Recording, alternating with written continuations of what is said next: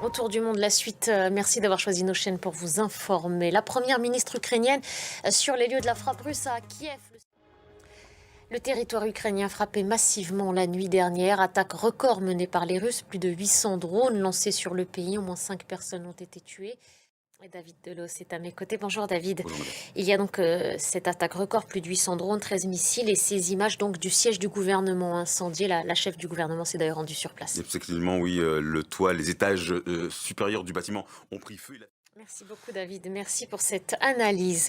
On quitte cette région-là pour le Proche-Orient maintenant. En Israël, des sirènes d'alerte ont été entendues dans la région de Netivot et ses environs. La branche armée du djihad islamique a revendiqué ces attaques comme une réponse, je cite, aux crimes commis par l'ennemi sioniste. Sachez également que le hall des arrivées de l'aéroport de Ramon, près de la ville d'Elat, toujours en Israël, a été fermé. Cette armée israélienne qui, dans le même temps, continue de bombarder massivement l'enclave palestinienne, le Premier ministre Netanyahou promet même d'intensifier ses frappes sur Gazaville et sa périphérie. Nous partons maintenant pour le Japon. Le Premier ministre Ishiba a quitté ses fonctions. Il occupait son poste depuis à peine un an, une position devenue intenable dans la mesure où les principaux membres de son parti l'avaient mis sous pression, appelant à un changement de direction. Et nous partons maintenant pour les États-Unis. On apprend qu'un accord a été conclu entre Washington et Séoul. Il garantit la libération et le rapatriement de 300 ressortissants sud-coréens. Ils avaient été arrêtés il y a 3 jours dans une usine en Géorgie. Depuis son retour au pouvoir, le président Trump applique une politique migratoire répressive et brutale. Dernière illustration, le déploiement de la garde nationale ainsi que d'agents de l'immigration à Chicago, ville qu'il a qualifiée, je vais le citer, de trou à rats. Fadil Bayat.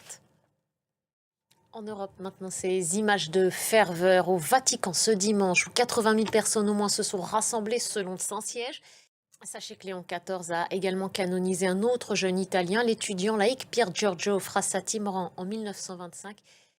Nous partons maintenant pour le Brésil. C'est jour de fête de l'indépendance dans le pays. La politique en France maintenant. Ce dimanche, François Bayrou apparaît acculé. Le chef du gouvernement en dénonce des partis en guerre civile ouverte. Déclaration faite à la veille d'un vote crucial. Ces mots sont prononcés quelques heures avant un vote crucial, je vous le disais, puisque le chef du gouvernement se présentera demain, lundi 8 septembre, devant le Parlement. Les députés doivent dire s'ils font confiance ou pas au Premier ministre. Et c'est plutôt la défiance qui se dessine. Marine Mulset. Et restez avec nous pour la suite d'Autour du monde.